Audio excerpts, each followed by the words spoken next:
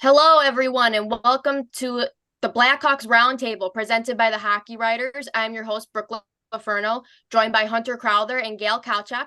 Unfortunately, Connor is a healthy scratch tonight, so he will not be here. But obviously, the show goes on. He'll be back, thankfully, next time, I'm sure.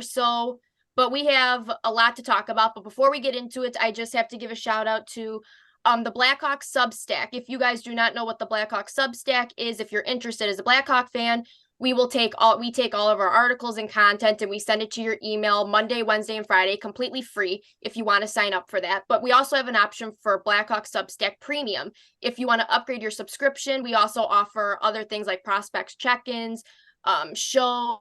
We got pregame previews sent directly to you. That's an option for you as well. Lots of great stuff there from our team. So we want to make sure you're part of the family and you don't miss out on any content that you don't want to miss. And if you're interested, the link for all of that will be in the description. And as always, you can follow me, Hunter, and Gail on Twitter. That's where we're most active. You can follow us. Our usernames are on the screen here.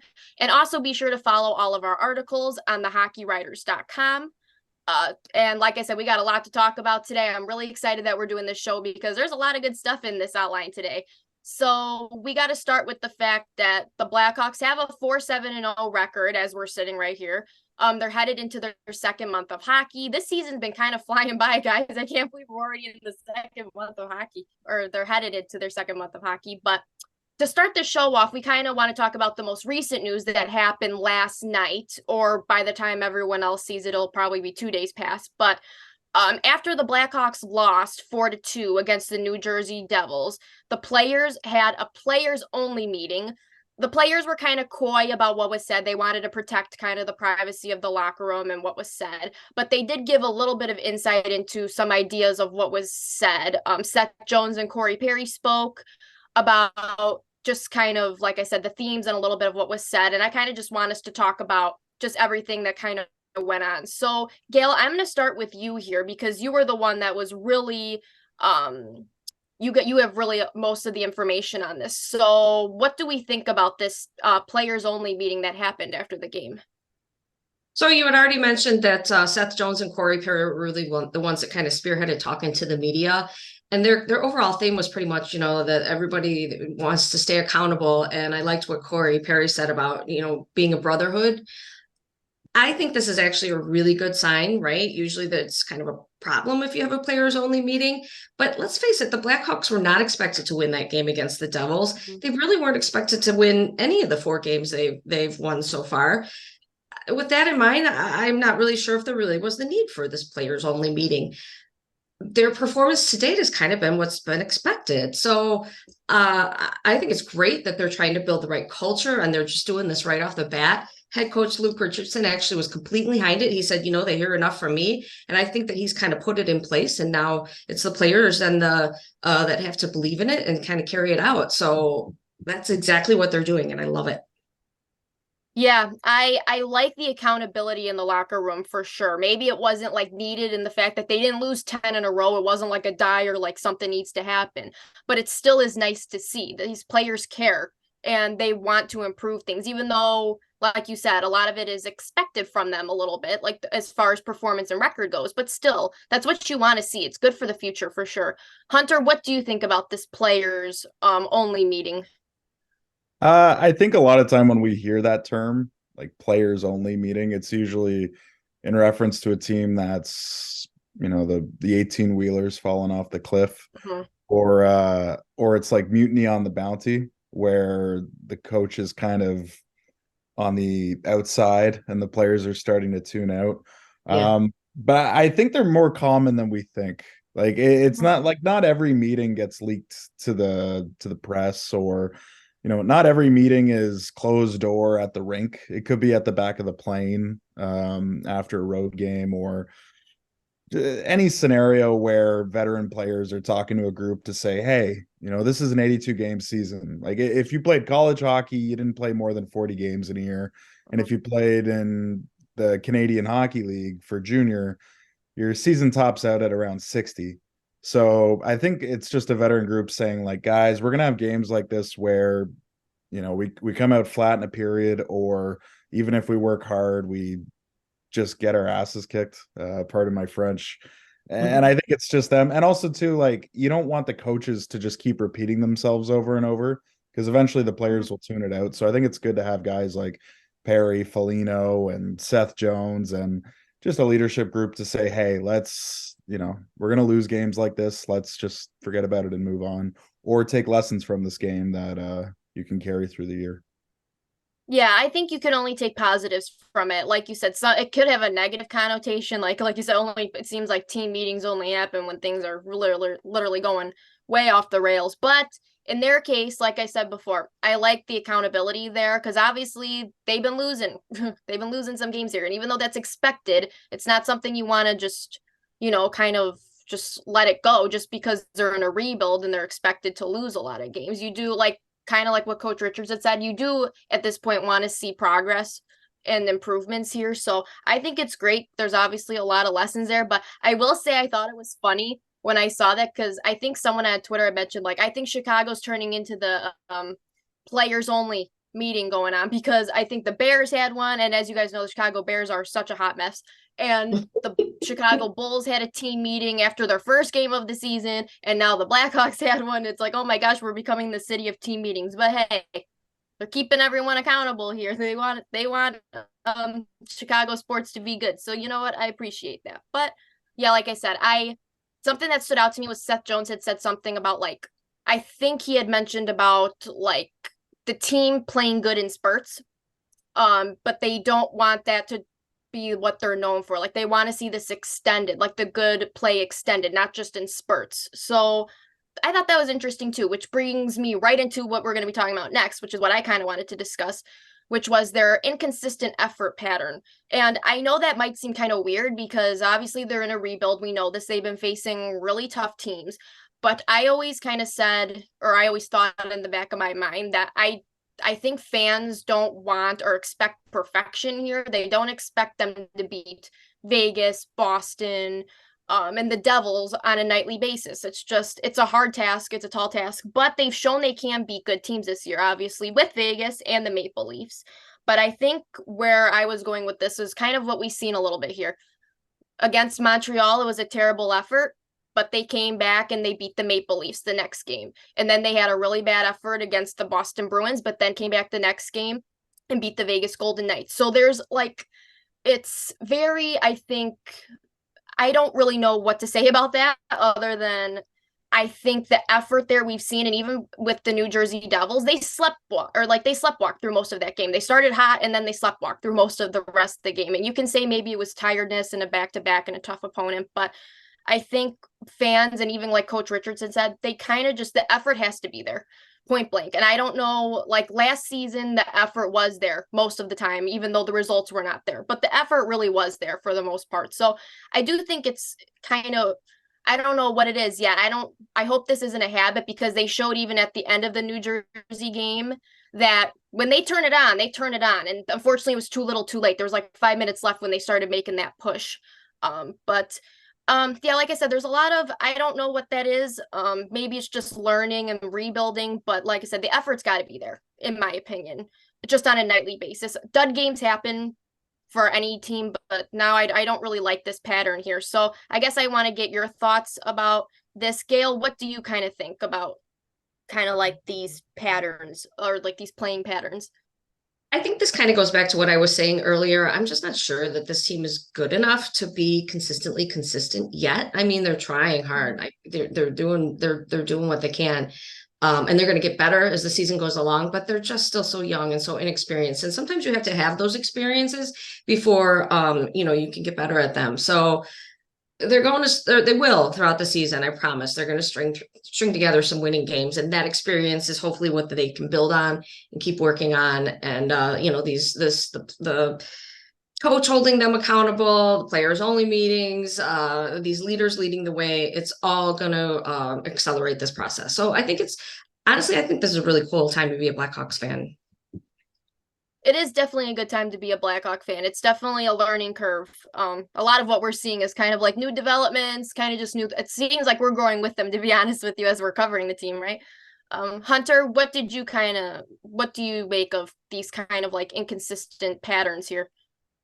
I think it relates to our first topic with players only meetings where coaches can repeat to players over and over that um look, we're not going to win every game, and in a lot of ways this is a rebuilding year, but I got to have effort every single night.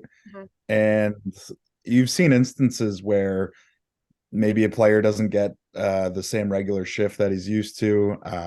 Maybe the lines get jumbled a little bit. We already saw Andreas Athanasiou get healthy scratched for a game earlier in the year. And I wrote a story during training camp in the preseason about how a big part of this season for Athanasiou was to shake off the reputation he has as maybe a player with a low motor who doesn't put in a great effort every single night. And I think what scratching him is, what it does is it sends a message to the rest of the lineup that there has to be consistency on any given night with effort. Now, are there going to be nights where they work hard and lose 6-2 or get outshot? That's going to happen because for the most part, this isn't really a playoff lineup. But they also have to recognize that Mhm. when a team isn't as good as, or when a team like them doesn't have playoff aspirations, the coach has a longer leash with um, essentially telling players either pick it up or you're not going to play. And while we've only seen the one instance with Athanasiou with that, I wouldn't be surprised if whoever it is, you might see the odd healthy scratch through the year. And it might just be one game, just to let them know, like, hey, your effort in the second period last night, you were dogging it. So this is Mhm. what happens. Yeah, I do think those are coming too, probably later on in the season, and I don't doubt that they're trying hard with what they've got, especially with just the build of the roster. But I think, Hunter, what you said was important too. Like, it's not realistic to expect them to beat everyone like cleanly on a nightly basis. That's just not realistic. But like I said, they could lose 6-2, but work their butts off the whole game, and fans will be happy with that, right? But it's the games that we've seen so far, and I think it was like 3 or 4 or like whatever it was that just wasn't there, where you're kind of like, maybe it could have been a little bit better. But like I said, it is a learning curve, and I do think they'll get better. And it's something, like Seth Jones said, was addressed. The players know it, they see it too. Obviously, we're not in the locker room, but they're out there playing, and they notice these things too, and they want to improve that as well. So yeah, I'm excited to see where this goes. Let's just hope this isn't a habit. That's, I think, what the main part of this Mhm. is. Just don't let these like kind of efforts become a habit. Just work hard, and you never know what can happen. But they've shown that they have been a hardworking team. So weird pattern, but hopefully it's not a habit. Um, Okay, so we're going to move on now to our next topic, and it's actually Hunter's topic about Kevin Korchinski, because you had recently wrote an article about Kevin Korchinski and kind of his development so far.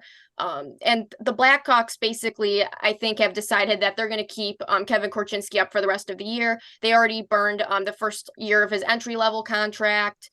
So kind of all of these things are coming into play here. So I guess, Hunter, just to kind of let you take this away, do you think the Blackhawks, allowing to burn the first year of his entry level contract, do you think that was a good decision? Obviously, they could have sent him back to Seattle for more development, but he's been impressing pretty good so far. And so just kind of give us your thoughts on that and his performance overall this season. I think that the bar is a little lower for this team, so you're allowing younger players to make mistakes, and if he gets burned on a turnover in his own end, it's not the biggest deal. You saw the second goal for New Jersey last night where he kind of bobbled the puck at the blue line, which led to a Devils breakaway and a goal. Um, but for the most part, I've been like, even my own expectation. I thought he'd make the team this year, but Mhm. my own expectations have been surpassed. He is so good at little things offensively that the veterans in this league can't do. And I said it in my column, like I loved watching Seth Jones play with Columbus and Nashville and now Chicago, and he's a very good offensive player, but already at 19, Kevin Korchinski is better than him. He's a better skater. I think that I think he has a better offensive hockey sense in his passing. Like there's just Mhm. little plays he makes. I made the point, it's not just the first pass out of the zone, which they hammer into every single defenseman at every level of hockey. It's the pass once he enters the opponent's zone. And he just does these little things where I'm like, man, that guy is 19. It's already, I think he's already the Blackhawks' best offensive defenseman. I don't want to overwhelm him with ice time, so I'd like to see him get some shifts on the first power play, but I'm okay with Jones sitting there for now. But I think I think for the most part, or I think that they already made the right decision keeping him, and who knows? We'll see how much ice time, like, because right now he's on the top pairing with Jones. We'll see how much ice time he gets, but overall, I've been really impressed with what we've seen in the first 11 games. Yes, Hunter, I agree with you on Kevin Korchinski because I do think that there wasn't a bad decision with either sending him to Seattle or keeping him in Chicago. Obviously, we talked about that, I think, even earlier, just knowing that he would get the development either way, but knowing how he played in the first few games, definitely think it was the right decision to keep him here. He's obviously he has to learn the NHL game, and it's a good year to do it with the Blackhawks not expected to be good. Like you said, there's no pressure on him. And I've been really impressed with him too, just how he's kind of handled a big responsibility being a top pairing defenseman with Seth Jones. I think the other thing that stands out to me is how he's rebounded from mistakes. Like you said, we've seen mistakes from him. Obviously, that's expected. He's a rookie, just like any other player. They're bound to make mistakes sometimes, but he rebounds really well. He never looks like frazzled or like really just like overwhelmed by everything. And you would think that would weigh on you a lot, but he doesn't. He just takes it in stride. And his skating, oh boy, yeah, he's a really good skater. I agree with you there. And I do think he could be like his ceiling could be a little higher than Seth Jones or a lot higher than Seth Jones for sure. And that's not even a knock on Seth Jones. They're completely different players, but yeah, this his ceiling and his potential is so high. It'll be really exciting to watch him. I will say the one thing I think I'm a little disappointed for him about is that he might not be able to play at the World Juniors for Team Canada, because I know that means so much to players to be able to do that. But you know what? He probably doesn't care if he's living out his dream in the NHL. He's probably like, you know what? He got his gold medal, but you want them to have that opportunity too. But like I said, no harm, no foul. We Blackhawks get to watch him every night. He gets to live out his dream, and we're all happy to see it. But Gail, what do you think about Kevin Korchinski so far? Just about everything about the Blackhawks keeping him, how he's done so far. What do you think? You make a good point about his composure. He really does seem composed out there when it's hard to remember that he's just 19. And then you mentioned definitely that he's ready for the NHL. I just think it would have been a little bit wasted if he was in Seattle still. You know, he's going to learn more from the mistakes that he makes up in the NHL now, and that's going to be better, and it's going to kind of accelerate things for him. But I think that they already hinted and basically said that he would not go play for the World Juniors for Team Canada. But I almost wonder if, right, depending upon where he's at, maybe if he's struggling at that time, if he's maybe it would be a good thing to kind of build his confidence, and then maybe get somebody like Isaac Phillips to be able to have a kind of an extended stint. So maybe they've already made that decision, but I could also see that changing if he decides to struggle, or if he's struggling.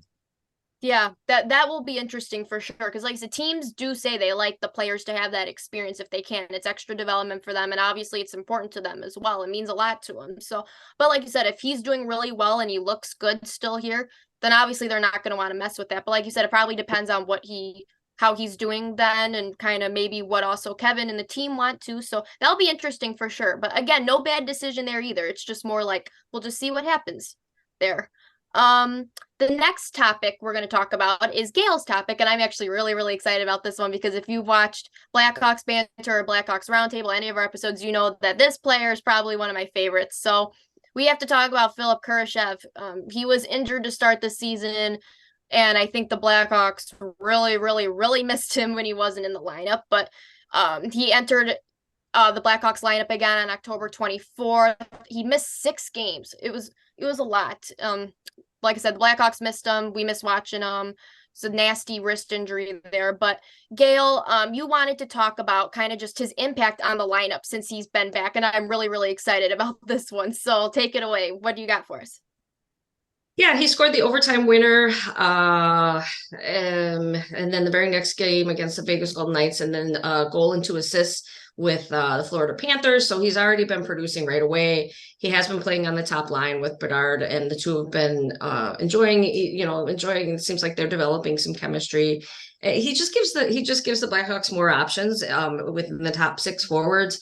I could see that, you know, the last game, Taylor Hall basically went back up onto that first line, and I think that that's where he'll end up staying.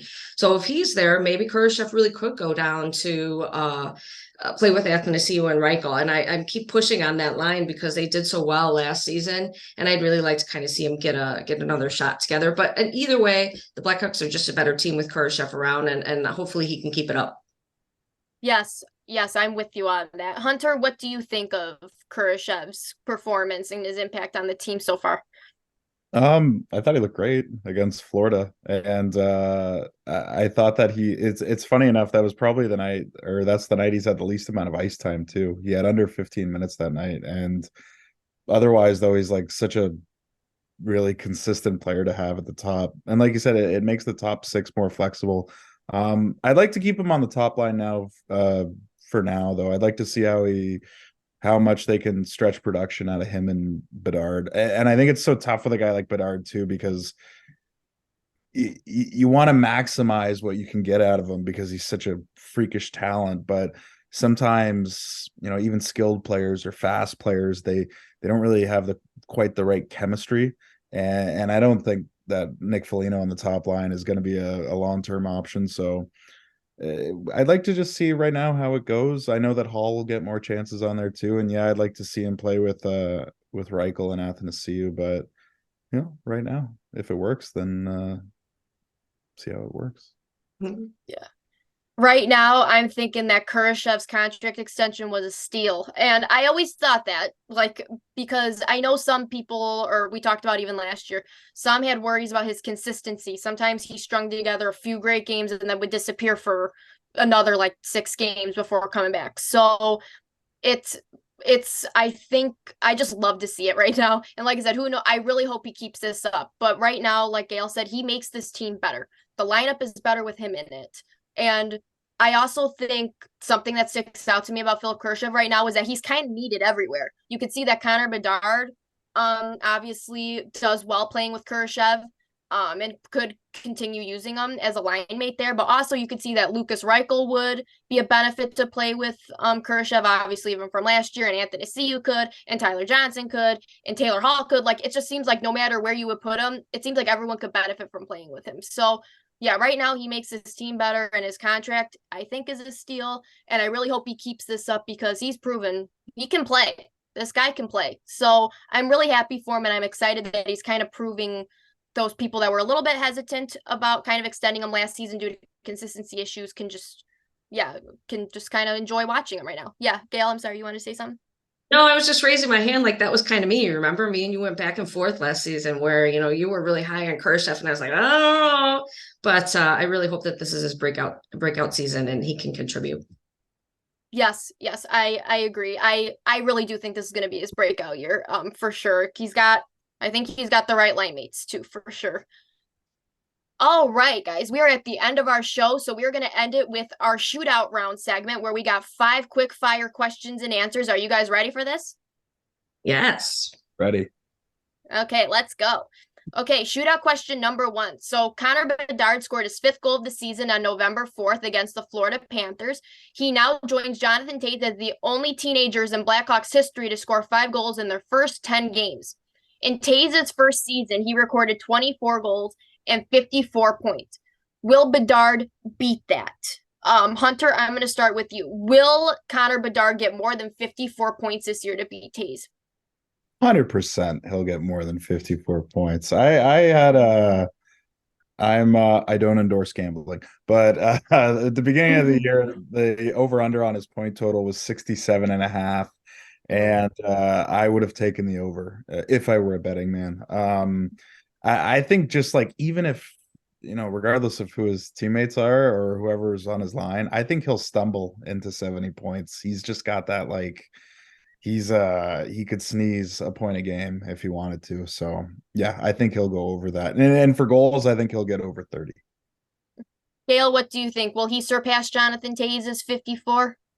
Yeah, I had him pegged. I know we've already kind of talked about this. I had him pegged for 80 points, and I think he'll definitely exceed Toews. But I think that he's actually been a little bit down on himself, thinking that he should, be doing better here at the beginning of the season. So maybe it's a good thing for him to see that and being compared to Toews, and gives him a little bit of a boost and that he's on the right track.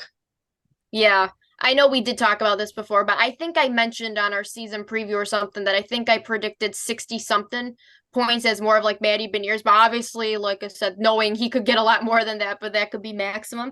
I think his 7 points in 11 games have him on pace for 52 points. I honestly think he'll beat that for sure, and I think he'll beat 54. But honestly, if he did end the season with 52 points, that would be a great rookie season still. Like, there's no shame in that whatsoever. So either way, though, he's on a really fun and exciting track, and we're having a lot of fun watching him. So I'm excited to see what happens there. But absolutely no pressure to beat Toews, but I'm sure he has that fire in his belly if you heard that stat for sure. Second question of the shootout round. So obviously we talked about Philipp Kurashev and how he has a special place in me and Gail's hearts.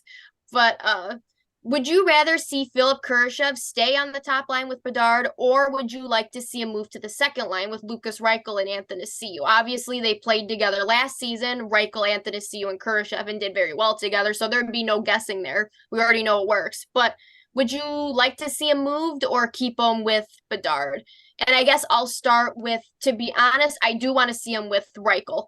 I think we talked about during one of the games I said, or it was during the Arizona game when they were down, when they were losing very badly. And I was like, okay, just put Reichel, Bedard, Kurashev now. They need a goal, put them together. Reichel needed to get off of the center position and kind of need to be put on wing to kind of help him a little bit. And obviously Kurashev can give him a boost. I'm thinking I actually would keep Kurashev on the first line right now and let Reichel play on the wing on second line for right now, because he's only had 2 games at wing, and that's where he excels. He already got his first point. Let's see if he can do anything. But I do want to see Reichel, Bedard, and Kurashev be a thing for sure on the first line at some point, but maybe like give him next game. I don't know. I don't really know if I'm right there. It's a hard decision, guys. There's really no, I guess, wrong one there. But Gail, what do you think? Well, I think I already said it earlier. I would really just like to see Reichel, Athanasiou, and Kurashev, that line together. I think they did well last year. And to be honest with you, I think that Reichel and AA basically need Kurashev more than Bedard and whoever his line mate is going to be in replacement. Bedard and Hall and whoever else. So that's what I'd like to see. I actually agree with that. Reichel and Athanasiou probably could use Kurashev a lot more than Bedard could, and Bedard could still use them, but it's probably more beneficial to them who could actually use that boost there. Hunter, what do you think about Kurashev and his line? I'll stick with what I said earlier. Keep him on the first line for now. Just see what him and Bedard could do. For all we know, this could be just throwing darts at a board here. Like, that could be he end up being like his Chris Kunitz to Sidney Crosby, like just like the perfect winger that is always there with them. Or within a week they might think, you know what, let's switch it up. But for right now, just leave it as is. If it ain't broke, don't fix it, is what you say. Yeah. Exactly. Like I said, no wrong answer there. He'd be fine on the first or second line, right? I do think they'll play together, Reichel and Kurashev, at some point. I just don't know when that will be. But okay, third question of the shootout round. Wyatt Kaiser has looked really, really good the last couple of games, and I'm really happy for him because he struggled a little bit to start the season, even though he had a really good training camp. But obviously he's a rookie still, and he's going to go through it. But I'm really happy with how he's looked. He was a +2 against the Florida Panthers, and he had an assist against the Devils. Do you guys think he should get a promotion to the first pairing with Seth Jones? Hunter, I'm going to start with you on this one. I'm still biased in that I'd like to see how Korchinski looks with Jones right now. I think we can agree that I don't think they're going to touch Vlasic and Murphy. I feel like that's kind of your embedded second pairing. So, and yeah, for now, and I don't know if I really want to put Korchinski in the third spot right now, because he seems to be doing really well with over 20 minutes a game. If only there was more ice time to hand out, if only. But right now I think where he is good, because you don't want to overwhelm him as well. But then again, like, I don't know, I'm tripping over my own words here. If Korchinski goes, -8 in the next 5 games, then maybe they'll flip. But I don't know. It's you can do whatever you want. It's a rebuilding team. Yeah, that's true. Yeah. Like really. Yeah, that's true. Ain't no pressure there. No harm in Yeah. trying, right? Gail, what do you think? Would you like to see him get promoted from his strong play, or just let him be? I think he's just finding his groove with where he's at. And like Hunter already indicated, he might be overwhelmed if he's given more responsibility and changed around. So leave it be. Yes, I would say leave it be for right now. Like you just said earlier, if it's not broke, don't fix it. If he's doing Yeah. okay where he's at, then no reason to kind of switch that up. I will say this is a good problem to have if we don't know who should be on the top pairing there. But I did love how Wyatt Kaiser and Seth Jones looked together during training camp. So I do think I would like to see that maybe at some point during the season. Like you said, maybe if something, like you said, maybe if Korchinski shows for some reason he can't, I don't think he will. Or maybe if the team just needs a different look, then I would maybe try it for a shift or something if the team needs it. But like I said, it's good to know they have that in their back pocket, and hopefully Kaiser keeps up this strong play. Okay, so now we're on to our prediction part of the shootout round. So the Blackhawks will face a lot of tough opponents before we do another roundtable episode. They have the Tampa Bay Lightning twice. They got the Florida Panthers again, the Nashville Predators, which obviously that might seem like the easier opponent, but the Blackhawks just don't do well against the Nashville Predators and never have. So I just don't feel good about that one. And the Buffalo Sabres. So that's 5 games and 10 points on the table. How do you predict they will do? I honestly don't know. This team has been just very unpredictable in this case of like championship teams. I don't know if there's 10 points. I'll go 5. I will go 5 here. I don't know why. I'll just stick with 5. Gail, what do you think? You're going right in the middle there, which is right. Yeah. Easy way to go. Okay, so I'm Mrs. Positive again. I think that this team is really ready for a breakthrough. Just a few things have to click to kind of like make it happen, right? So hopefully they'll start scoring some more goals, or even power play goals, hopefully. So I'm actually, but let's be realistic here. So I'm gonna say 6 points, 6 out of 10. So they're a little over 500 on the next those games. They could be in for a breakthrough for sure. Hunter, what do you think? I think they're gonna How many split. points? 5. I think they'll get 5 points. I think they'll split against Tampa. I think Florida's gonna get their revenge. And Yeah. Florida's weird, like they were just in the Cup final last year. I feel like this thing happens now in the NHL where like teams that go on like not a miraculous Cup run, but an unexpected one, it feels like it catches up to them the next season, and it looks like that's happening with Florida. But Yeah. anyway, I think they'll lose to Florida. I think they'll beat Nashville because I just don't respect Nashville. I've somehow watched a lot of games, and I just don't like. I don't know. They underwhelm me, if that makes sense. Yeah. And I think they'll lose in OT to Buffalo. They got some talent, man. That blue line is filled with like really talented young prospects, and I just feel like I don't know. Like I live in Atlantic Division country, and I see a lot of Sabres games, and I don't know. They'll keep it close, but I think they'll lose in OT. So 5 points to answer your question. Right in the middle. I do think, yeah. Oh, sorry. What did you say, Gail? I said right in the middle. Both of you. Yeah, right in the middle.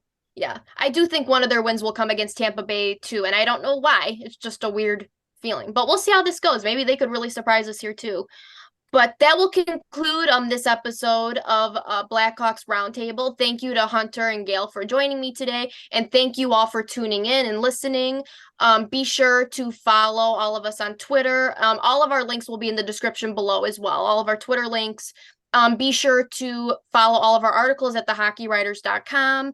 And please be sure to check out the Chicago Blackhawks Substack if you're interested in subscribing to get all the content you want and deserve right to your email. So be sure to check that out. Again, all the links will be in the description, and we'll see you guys next time. And we hope that we hope the Blackhawks surprise us here and go maybe on a little run, maybe put together their first win streak of the season. You never know. This team is full of surprises. So thank you guys again, and we'll see you guys next time.